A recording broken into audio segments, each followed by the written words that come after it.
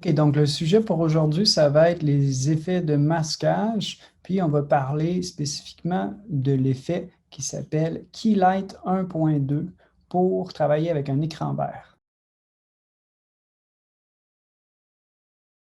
Pour ce qui est des sources pour mon projet, je suis allé sur Pexels Vidéo. J'ai tapé dans le champ de recherche Green Screen Background et j'ai trouvé la vidéo suivante d'un utilisateur qui s'appelle Wolfgang Langer. Ensuite de ça, pour mon arrière-plan, j'ai tapé dans le champ de recherche le mot Space. J'ai trouvé cette vidéo-ci de Pressmaster.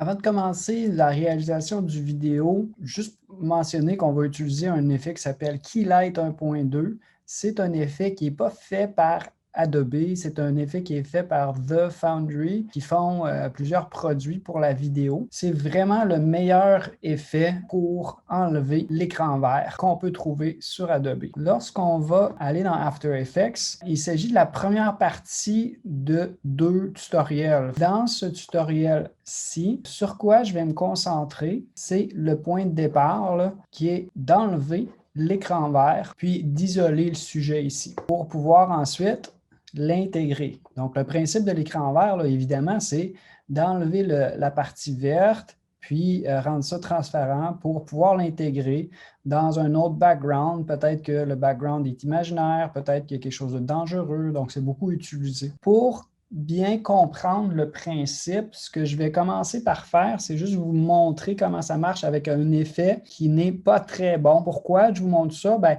pour apprécier à quel point Keylight 1.2 fait bien la job, si on veut, là, c'est bien de regarder comment on travaillait avant, puis ça nous aide à bien voir le principe. Donc, l'effet que j'ai pris, il se trouve être dans la catégorie obsolète, en fait, donc on ne l'utilise plus. Ça s'appelle masquage par couleur. Le principe va être le même tantôt avec Keylight. Là, on va prendre une pipette, comme ça, le petit compte-gouttes qui appelle la pipette, que je vais prendre, puis je vais aller cliquer sur la couleur que je veux enlever de la vidéo. Donc, je clique sur cette couleur-là. Vous voyez les petits points qui apparaissent, ça, ces petits points-là, ça commence à montrer la transparence. Puis, après ça, je vais aller augmenter la valeur qui appelle tolérance. Plus cette valeur-là est élevée, moins on va être tolérant du vert. Là, puis, on va commencer à enlever de la couleur. Ce qu'on va voir comme résultat pour le moment, c'est que ce n'est pas très bon. Hein? Si on regarde, si on revient peut-être 10, 15 ans à des vidéos où est-ce qu'on avait cet effet-là, des vidéos de musique ou des choses comme ça, très souvent, ce qu'on va voir, là, c'est ces genres de petits détails-là. Le pixelisé ici, ça va peut-être enlever des parties du sujet, hein, si j'y allais plus loin. Peut-être que je pourrais commencer à rendre le sujet transparent. Ce qu'on va voir aussi souvent, c'est ce qu'on appelle un spill. Un spill, c'est le reflet de l'écran vert sur le vêtement de la personne. Ici, ça ne paraît pas trop à cause de la couleur de son habillement, mais si elle avait un chandail qui était plus pâle ou blanc, on verrait bien le spill qui se passe. Donc, ça, c'est des problèmes qu'on voyait se passer. Pourquoi je vous mentionne ça? C'est que le Keylight, à l'intérieur de cet effet-là, vous allez avoir beaucoup plus de réglages, puis ces réglages-là sont faits pour faire une correction de couleur, puis travailler sur les contours, en plus de faire le masque. Donc, il est beaucoup plus complexe. OK, fait que celui-là, évidemment que ça ne fait pas un bon travail, fait qu'on va s'en débarrasser. Je vais revenir au point de départ. Je vais aller maintenant vraiment chercher l'effet que j'ai besoin d'utiliser. Je vais aller dans le menu Effets, je vais aller chercher la catégorie Keying. Bon, si on est dans le logiciel en français, là, il y a une catégorie avec un seul effet, puis c'est celle-là qu'il faut aller chercher. Donc, Keylight 1.2. Je vais aller cliquer là-dessus. Les paramètres ne sont pas traduits, hein, donc c'est tout en anglais. Donc, le screen color, ça correspond à la couleur qu'on veut enlever. Donc, je vais cliquer ici sur la pipette, puis je vais cliquer sur la couleur que je veux enlever. Puis tout de suite, on remarque que c'est beaucoup mieux. D'un seul clic, j'ai réussi à enlever tout le vert. Si je vais voir de proche, je peux voir que je n'ai pas cet effet-là de bordure verte, puis ça a fonctionné très, très bien. Donc, ça, c'est notre première étape. Puis, dépendamment de l'arrière-plan qu'on a, ça pourrait se limiter à ça. Par contre, je vais vous montrer un ou deux autres réglages qui nous permettent de peaufiner pour mes étapes suivantes. Là, en ce moment, on est en un affichage, View, du résultat final. Si je vais plutôt à Screen Matte, le matte, c'est la représentation en noir et blanc des parties de mon image qui sont transparents en noir, puis opaques en blanc. Puis on voit qu'on a beaucoup de couleurs qui sont grises. Comment je peux m'y prendre pour arranger ça? Bien, la première chose que je pourrais faire, c'est de créer ce qu'on appellerait un garbage matte. Un garbage matte, c'est vraiment juste un masque qui va nous aider à enlever des parties que je suis sûr que je n'aurai pas besoin. C'est-à-dire que ici, dans les parties des coins, on voit que ce n'est pas complètement transparent. Donc, ça pourrait être problématique, mais en même temps, on sait que ce n'est pas les parties de la vidéo que j'ai besoin. Les parties de la vidéo que j'ai besoin d'intégrer, c'est seulement le sujet qui est en plein centre. Puis, ses mains ne s'étireront jamais pour aller dans ces parties-là. Fait que ce que je fais avec mon garbage matte ou mon masque, là, si tu veux, c'est de masquer. Donc, je vais aller chercher mon outil rectangle. Je vais masquer les parties que je suis sûr que j'ai besoin. Fait que je vais juste prendre cette partie-là. Je pourrais aussi me promener dans la vidéo, dans la timeline, là, me promener dans le temps pour voir s'il n'y a pas des endroits où est-ce que le sujet se déplacerait pour être coupé ou quelque chose comme ça, mais en me déplaçant rapidement comme ça, je vois que ça va bien.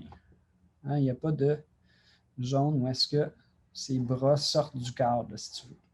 La deuxième chose que je vais aller faire, c'est que je vais aller dans l'ensemble qui s'appelle Screen Matte. Donc, le matte, là, je vous avais dit, c'est la représentation noire et blanche. Fait que je vais aller voir Screen Matte. Je vais ouvrir ça. Puis, je vais aller voir deux valeurs, Clip Black et Clip White. Ce que ça va faire, ça, ces deux réglages-là, c'est que ça va rendre les parties blanches plus blanches, donc complètement opaques, puis ça va rendre les parties noires plus noires, donc complètement transparentes. Si je commence par le blanc, parce que là, je le vois, là, c'est assez évident qu'il y a des parties grises dans ce blanc-là. Si je me rapproche, là, on voit qu'il y a plusieurs pixels qui sont un petit peu transparents. Je diminue la valeur de Clip White. On voit que c'est en train de devenir complètement opaque. OK? Donc, avant, après. Ça. Ensuite, je vais faire la même chose pour Clip Black. OK? C'est peut-être moins évident, là, mais c'est peut-être aussi moins évident là, en regardant la vidéo, mais ça, si vous le faites à la maison, vous avez remarqué, là, comme moi dans le coin, je vois que j'ai des gris ici. Là.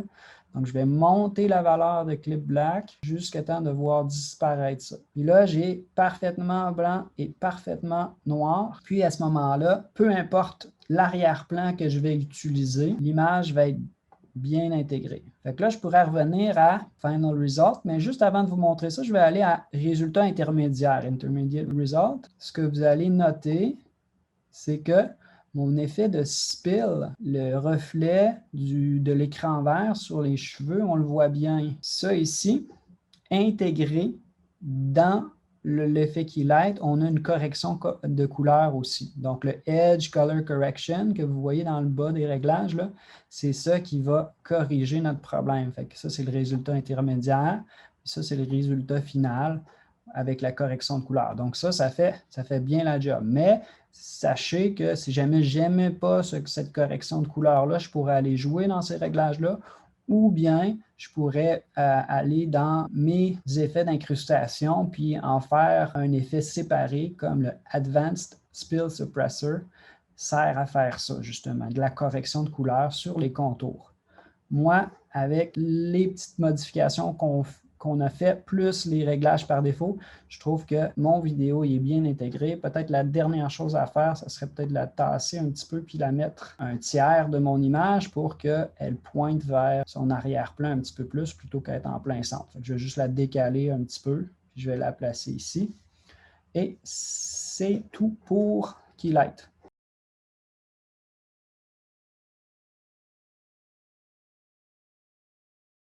Pour finir, pour aller plus loin, allez voir sur Behance. On a la suite de ce tutoriel-ci. On a utilisé un cache par approche de type Luma pour faire cette petite apparition-là avec des ajouts de traitement de couleur, de lueur, etc.